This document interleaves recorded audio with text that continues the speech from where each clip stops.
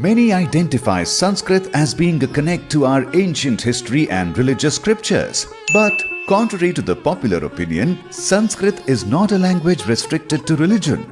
Sanskrit or Sanskritam is a language first, which by the very meaning translates to sculpted to perfection. Let me show you a wonder of Sanskrit. You all understand the sentence, "The boy studies simple Sanskrit in school." What about if I said, "Studies school Sanskrit in simple boy the"? Made no sense, right? In Sanskrit, this line, "Balakah Vidyalaye Saralam Sanskritam Pathati" makes as much sense if I jumble the words. Pathati Balakah Sanskritam Saralam Vidyalaye. Isn't it amazing? Sanskrit is a language more evolved and richer than any other. Yes, it's centuries old. To be precise, sage Panini laid out the grammar rules in 500 BCE. Yet, it manages to be of use and relevance to us now and the coming future. For some of us, Sanskrit was an optional language in school which was mugged and not understood. But really, Sanskrit has always been so much more than religious texts. There are actually a lot more non-religious texts written in every subject you can possibly imagine. Astronomy, physiology, metallurgy, botany, and so much more. It is just mind-boggling to realize the scientific understanding scholars had centuries back without internet and computers. Can you think of another word for water in English? Or have you ever questioned why is water called water? Sanskrit, on the other hand, would give you answers to both questions. The language has a range of words to express a single object by describing the properties of an object. There are over 200 words to signify just water. What's better is, understanding a new word is quite simple.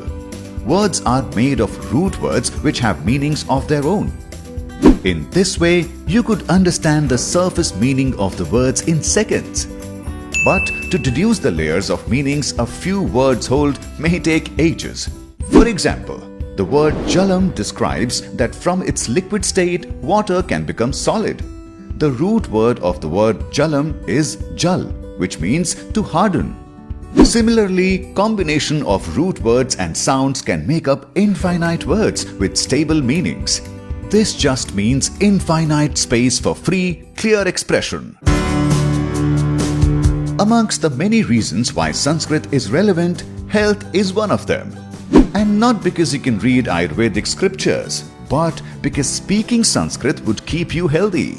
Simply reciting out the Sanskrit alphabets can be beneficial for your health.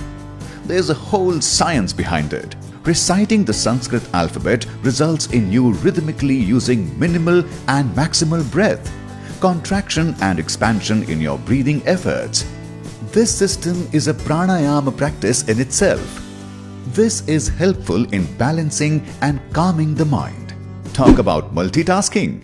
This benefit of pranayama further helps in increased concentration as well. Anuswara sounds.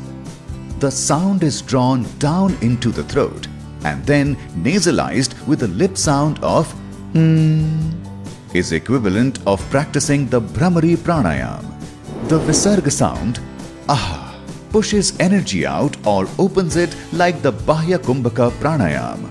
Urasya sound, the last sound of the Sanskrit alphabet when combined with the 7 sounds na, na, ma, ya, ra, la and va, it becomes Urasya. For example, Prahlad. It has a direct impact on the lungs. It is a purely aspirate sound produced from the throat, similar to practicing Kapalabhati Kriya. So, shed all the stereotypes you have about Sanskrit. It's our shared cultural heritage, and it isn't meant to be locked up in some box labeled ancient history. It's relevant, it's important, and it's beneficial.